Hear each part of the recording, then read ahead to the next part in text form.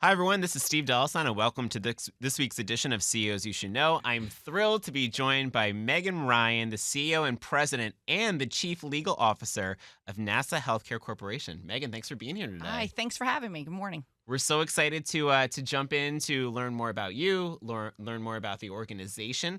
So why don't we kick things off talking a little bit about your background? I know that you've been there for over a decade. You were newer to the CEO role, but you have a very impressive background that I'd love to start off with today. Thank you.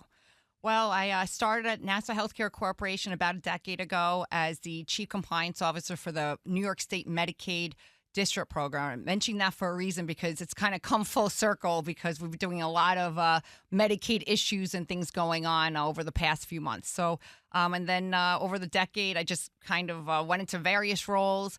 Chief Legal Officer, I'm still in that spot. And then about a year and 2 or 3 months ago, became the interim CEO. And then in December, the CEO permanently. So wore a lot of different hats and just got to really learn the institution, the patients, the employees.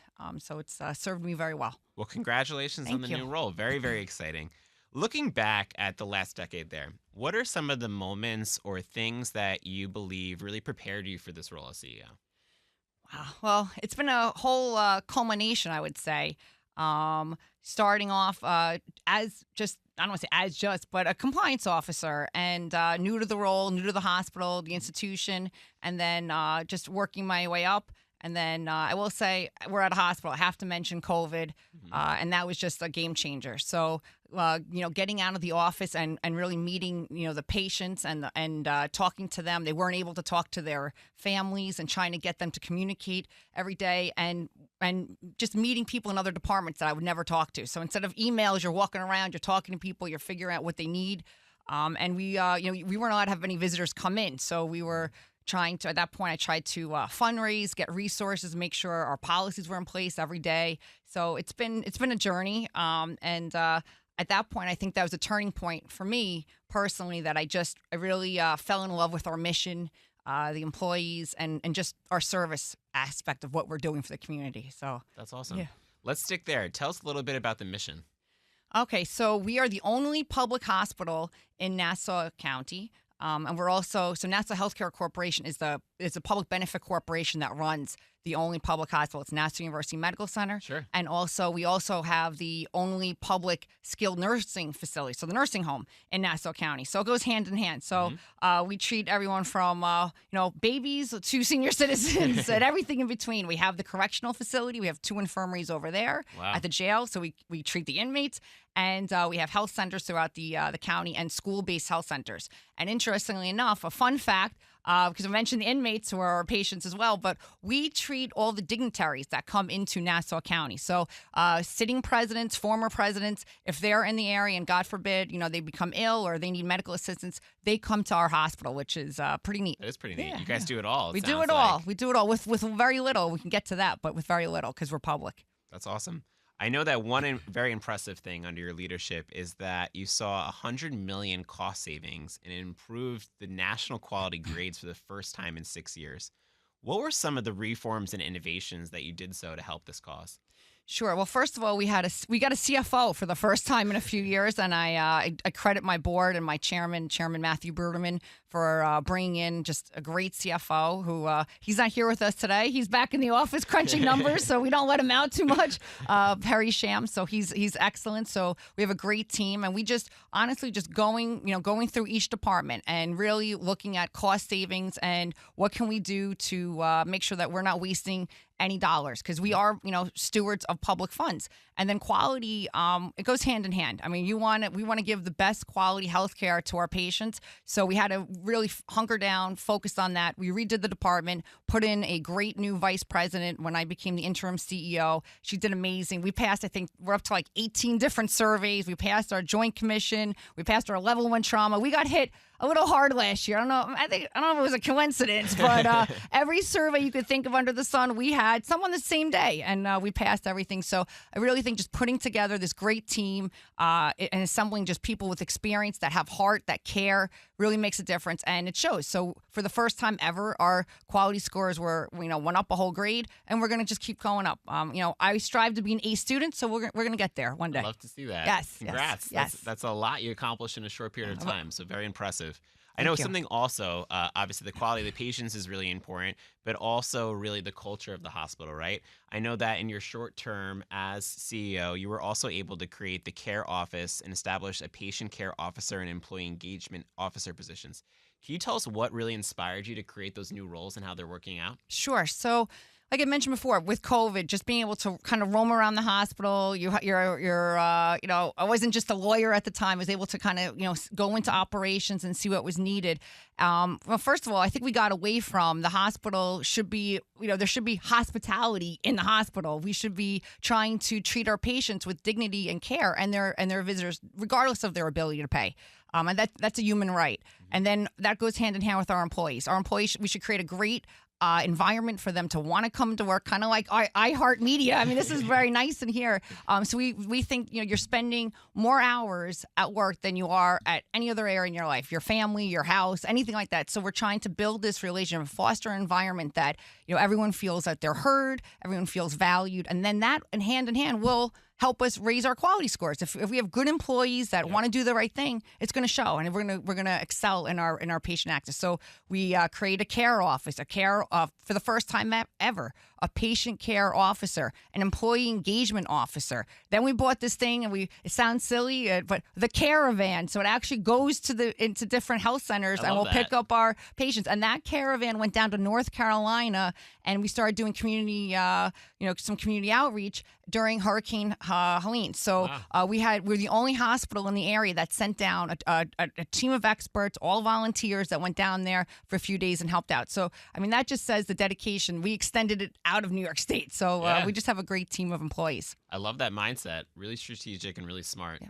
I completely agree. The way your team feels obviously bleeds into all the other parts of the organization. 100%. So really, really smart work there. Speaking of improvements, I know that you opened a new surgical wing, you relocated the adult mental health services, you've had multiple appreciation events, and so much more. What else are you guys doing for the community? What's on the horizon? Well, they joke around. I always say in my on all my events, I'm like, wait, there's more, because there really is. Truly, there's so much more. First of all, that has been my saying for the whole year that I've been at the helm, because there's so much more to Nassau University Medical Center that no one knows about. And even something like this today, trying to get our message out, the community doesn't know. So moving our mental health clinic for the first time in, decades, having, we had our patients in this old dilapidated building that wasn't the best for them, wasn't great for our employees. So we moved that into a beautiful space and doing things like that. On the horizon, I can tell you next week, we're going to be doing the ribbon cutting of our brand new mammo van. So we've had a mammo van. We were the first one in Nassau County to have one. It's 22 years old. It was breaking down.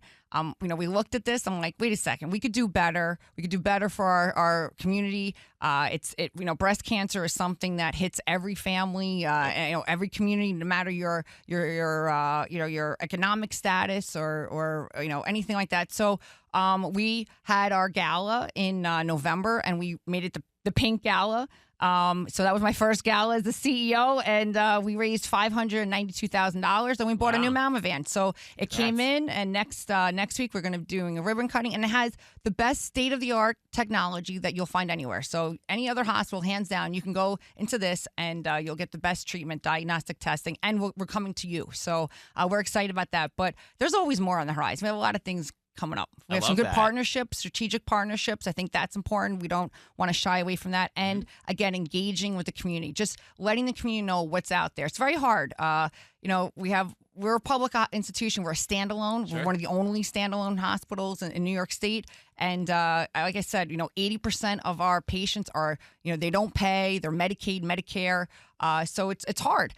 So just getting that message out to the community, like we're here for you. We're here for crisis. We're here for prevention, education. We're doing a lot of community events. We had our first safety expo last year, back to school night with the kids. So, bringing things that you can come in, and get to know us. And that way, when you come in, you're not afraid. You understand what's going on. We made the lobby beautiful. We have Starbucks for the first time. We opened up a new first time ever community outreach center and named a community outreach director. So, we're hitting things all over the place, and just trying to get the word out and get our message across to the community. I love that. You've accomplished so much in a short time. That's impressive. Thank you. And I love the passion and the vision for the long term. And speaking of it, to kind of piggyback off of that, what are some of your long term goals for the hospital? What are some of your long term initiatives that you want to be rolling out? Sure. I think, well, number one, changing, I guess, our reputation Sure. in the community, and just trying to raising our quality scores, and raising just the ease of healthcare, trying to get access to healthcare. And we started doing So that. important, yep. Yeah, and we just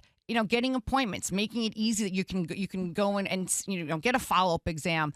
We increased our clinic hours, nights and weekends, starting in last September. We saw an additional 18,000 patients just in that short window. We started doing just increasing services that we're trying to evaluate and assess what does the community need, and that's what we need to focus on. So, very briefly, we pediatric MRIs, under sedation. We started doing those a few months ago because the other hospitals, there was just a long waiting list. So seeing where we can fit in and do these things and offer services and not have a 6-month waiting list. So we're doing that, and we're just evaluating different things. And long term, I'd like to not have to fight for funding. I'd like the community to be aware of all of our services, and just continue doing what we're doing and expanding our access to care.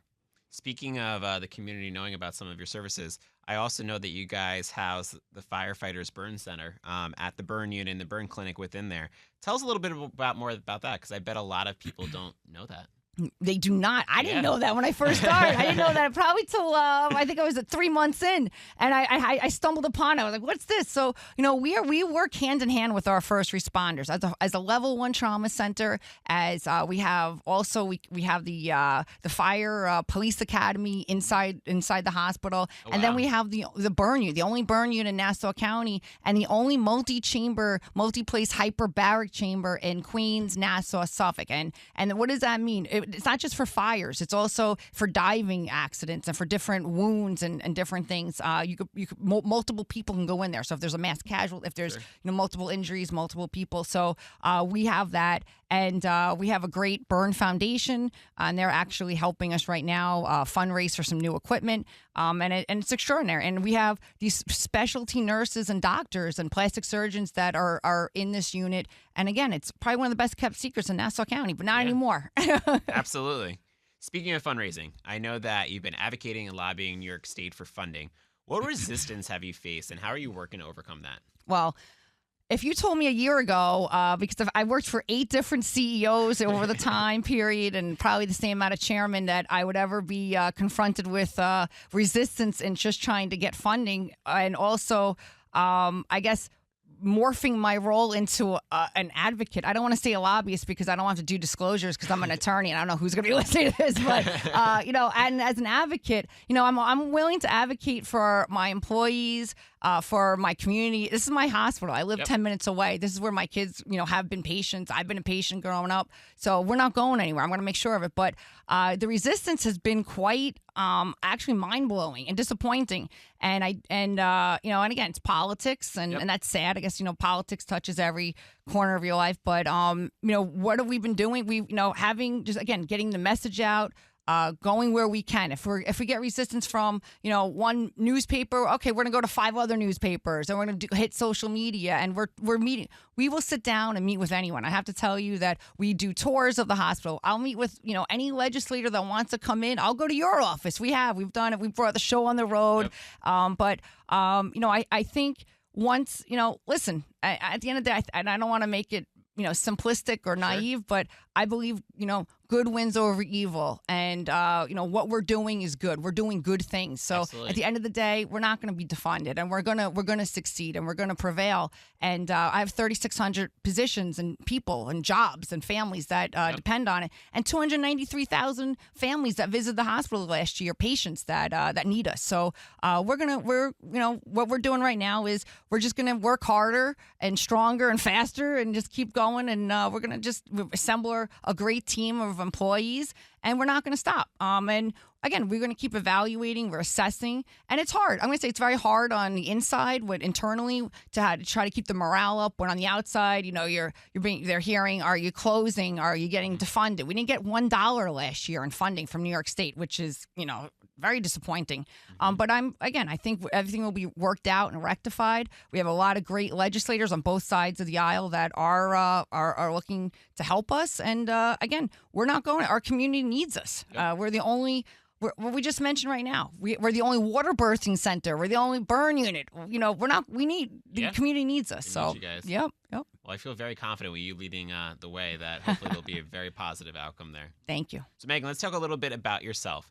What advice would you give anyone tuning in that's an aspiring CEO or maybe just starting off in the healthcare space? Well, first of all, you don't have to be an aspiring CEO. I speak at every orientation that we do for new employees every month, and I point to the seat that I sat in 10 years ago. And I was just trying to make it through the year. I never thought I would stay. It was very, something new to me. I'm a lawyer working at a hospital. But you never know what your career or your your journey's gonna be. And I would say just keep working hard and believe in yourself. Again, believe in the work that you're doing and don't doubt yourself. I think it's very easy, especially when you have a lot of naysayers. I have New York State telling me no. And I'm like, no. You're wrong. We're right. So I think if you just, keep doing the right thing, be true to your values that you believe in. Yep. And I think, that's what I would say. Number one. Number two, maybe try to have some fun with it. We're trying. It's hard at times, especially in the field that we're in. But you get some good people around you. You have a few laughs too. And I gotta tell you, I love what I do. I don't consider it work. And I love the people I work with, and I just love what we do, and I'm so proud of what they're doing. It's easy for me to go out and advocate for them. Yep. They're doing the hard work. They're the doctors, the nurses, the EVS staff, facilities. They're seeing the patients. They're the ones that have to go in and talk to their families and treat the wounds and the illnesses. But I'm behind them saying, listen, look what they're doing. And I'm their number one cheerleader. So at that point, I think just don't give up and keep working hard and just try to enjoy it while as it's happening. Yeah, I love that. That's great advice. Looking back at your career, has there been one experience, one lesson that really stood out that you're grateful for, that really has shaped you to the leader you are today? Well, I've had a few. I will say over the when you say decade, I feel old, but I will say over the past few months, especially, I will just mention about a year ago, last May, we had a little girl come in the same age as my daughter on a Friday night to the emergency room, and she was mauled by one of her dogs, and she was in foster care. And, we got to know her, and she went into our hyperbaric chamber for the wounds, and she was with us for about a month. We had a birthday party there. She had a new set of foster parents that came, that took her home. And we really, bonded with this girl and our whole staff. I mean, that's when you see just how great our staff is. Yep. You don't have to even mention it. You have nurses coming in, and because whether we have children that age or nieces or nephews or whatnot, Sure. you can relate. So we kept in touch with her, and this one girl, she's one of probably a dozen, children, especially that we got to meet over the past year. And when I get down or I think, what am I doing this for? I'm like, wait, we got to do this for these people and these kids. They need us. And I still talk to her to this day, and she came to our gala, and we're going to stay in touch, and we're going to make sure that she's okay. And there's so many of these people, these children are like this. Yeah. So I guess that's my, I'm grateful that I met her, and I'm grateful that I was able to help her, even if it was just for a little bit. So, and we're grateful that you guys were able to help her as well. We'll talk about inspiration to keep pushing and fighting and really have that visual. And that's, I have to say, that's why it frustrates me. And I wish that the people that have the purse strings would come down. They refuse to meet with us. They refuse to take a meeting or take a tour or, see these patients, because I think that we would 100% change their mind. Once you do a tour with us, we had a few over the summer with, people in big positions. They're like, we didn't know you were doing all this. You're doing a great job. I'm like, can you put that in writing? Could you put that source? So I think, if people would just give us a chance and open their minds and hearts, I think they would be very proud of the work that we're doing. Well, absolutely. You should be very proud. I am. So we talked about a lot today. Is there anything we might have missed, or is there a key takeaway that you want everyone that's tuning in to know about your mission? Oh, that's a lot. Okay. All right. You're stumping me now.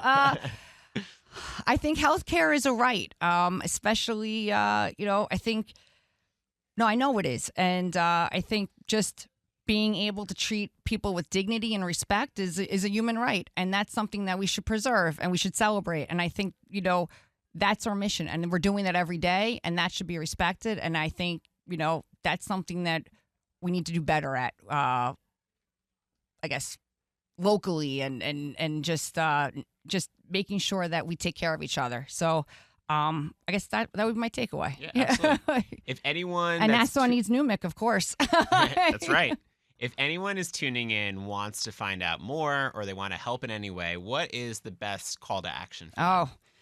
Done a few this year, and I've gotten in trouble for a few of them. But I would say if you can call your legislators wherever you live in New York State and say, please fund Nassau University Medical Center. We don't need a state takeover. We need local control over our own health care.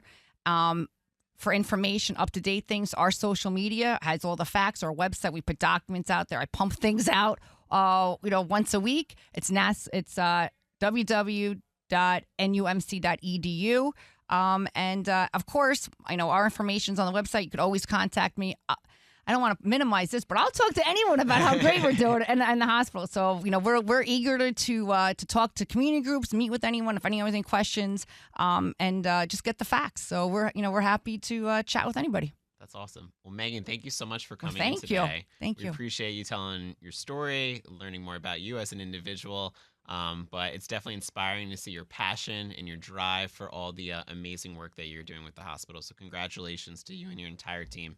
Thank you so much. And I look forward to seeing what's next. Thank you. More to come. More to come. Thank Absolutely.